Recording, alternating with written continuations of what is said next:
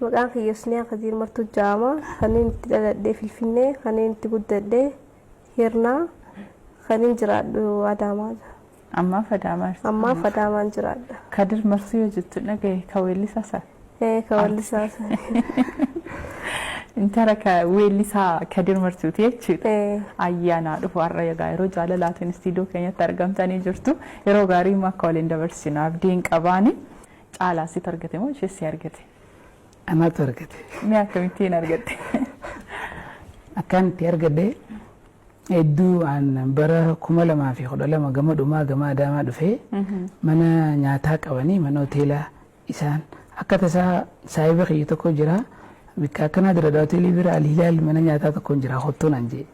Gizeen dhufu akkatti seenee ta'a gizeen isa bira gattaa'u micaan abbaa isii hojii saayiba. Akkatti ilaaleeti ilaali micoon tun taka direenaa guddisee sifiin kannaan anjee. Yeroon jalqaba agarra. Gizeen jalqabni akka sanaan jiru onneen dhaana jette. Yeroo sanaan sabootiin jiraadhu jira xiqqishoo namoota akka dhuunfaa tokko julii buyyeetiin eriftiifiin as dhufee Adaamaa jiraachuu karooroon qabu ture. Gizee akka sanaan jiru laalee akkatti Mustafaa Jaamaa saayibee onneen dhaana jettee samboodarra nyaata nyaannee deeme. Yeroo sana ni yaadaddaa guyyaa saftii sa'a 9 fi daqiiqaa 25 irratti ture. Yeroo sana jechuun yeroo mana san seenii isii agarra. Guyyaa fi sa'a fi daqiiqaa wajjin qabadde jechuun bakka nama tokko gizee agartee waan addaa si dhagaame ta'a. Gizee inni akka sanaan jiru billichi waan dura jee bakka inni ka'ee guyyaatti aanu inni kutee guyyaa sadaffaa laaqanaaf hin dhaqee mana keessan saniin jira mana amjeetiin dabaleef.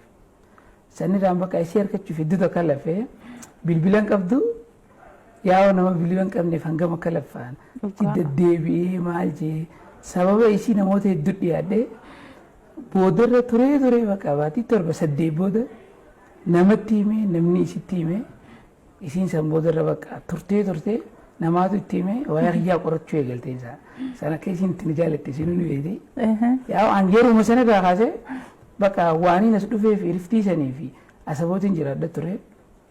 Barumsaas achitti yeroo san tiraansii fattanamuu deema 2012. San booda Adaamaa gamana dhufee hojii takkaas xiqqoo achiin hojjedha ture. Gizeen dhufee asii agaru isii harkachuuf asii galuun qabaa jeetiin murteesse Adaamatti. Asaboo gallakkisee. Yoon Adaamatti hin galle isiin harkadhuu jee murteesse. Asaboo jiraataa isiin asii yaa'u sanirraan namoonni hedduun immoo intala Khadiirii intala nama beekamaatii hin harkattu naan jaa turanii. Ani immoo maaliif nama jaalate tokko jaalannaanu aarsaa fedhee kafalee ni harkadhaan jeen saayiboota hedduu takkaa jira sanarraan sababa isii murteessee waan san hundi irraanfadhee rabshaa fi jinnii sana isuma jaallachuu eegale osoo isiin jaaladhe hin beekin baatii 7-8 duubaa jaaladhe osoo isitti hin himin. Baay'ee dararamtee jedhani.